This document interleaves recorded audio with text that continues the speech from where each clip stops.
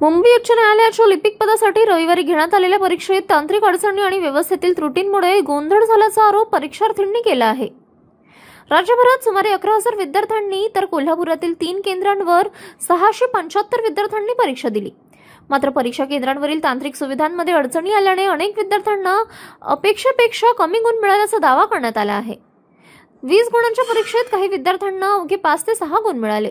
त्यामुळे मोठ्या संख्येने विद्यार्थी नापास झाल्याचे परीक्षार्थींचे म्हणणे आहे. गेल्या 6 महिन्यांपासून टायपिंग परीक्षेची तयारी करूनही तांत्रिक त्रुटींमुळे भवितव्यावर परिणाम झाल्याची भावना विद्यार्थ्यांनी व्यक्त केली. या संपूर्ण प्रकाराची चौकशी करून विद्यार्थ्यांना न्याय द्यावा आणि पुनर्परीक्षा घेण्यात यावी अशी मागणी करण्यात आली. या मागणीसाठी विद्यार्थ्यांनी मुंबई उच्च न्यायालयाच्या कोल्हापूर सर्किट बेंचच्या रजिस्ट्रार यांना निवेदन दिले.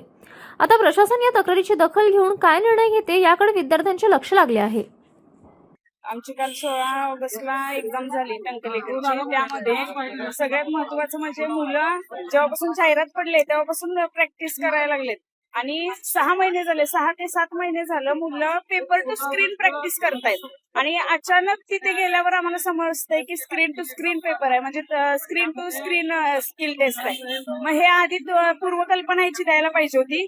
फर्स्ट शिफ्टला जो पॅसेज आलेला, तो पॅसेज मी फर्स्ट शिफ्टला होती, तो पॅसेज इतकी आकडेवारी होती की आम्हाला रिदम पकडता येत नव्हतं, स्पीड आमचं लागत नव्हतं. आणि सगळ्या तिन्ही शिफ्ट वाईज घेता म्हटल्यावर काठीने पातळी पण पॅसेजची तीच पाहिजे. प्रत्येक शिफ्टला वेगवेगळा पॅसेज होता आणि गोपनीयता राखली गेली नाहीये. त्यामुळं ही री एक्झाम व्हावी अशी आमची इच्छा आहे.